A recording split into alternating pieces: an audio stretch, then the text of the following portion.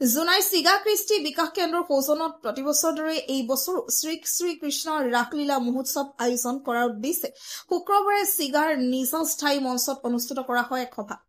উক্ত সভাত প্ৰতিবছৰ দৰে এই বছৰো 6, 7 আৰু 8 নৱেম্বৰত পূৰ্ণাংগ ৰাসলীলা আয়োজন কৰাৰ সিদ্ধান্ত গ্ৰহণ কৰা হৈছে বুলি জানিব দিয়ে চিগা কৃষ্টি বিকাশ কেন্দ্ৰই। ইফালে তিনিদিনীয়াকৈ অনুষ্ঠিত কৰিবলগীয়া উক্ত ৰাসলীলাত প্ৰায় 4-5 লাখৰ বাজেট গ্ৰহণ কৰা হৈছে।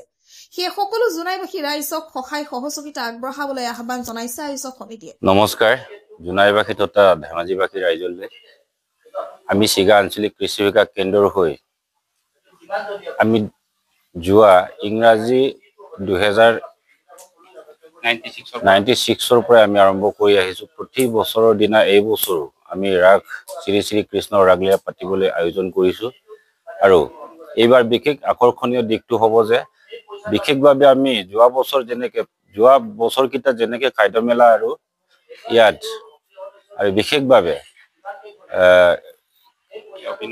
অভিনয় শিতানত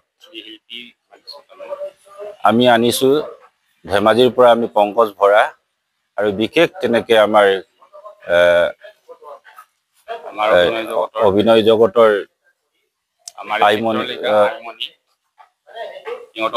ইহঁতক আমি মাতিছো।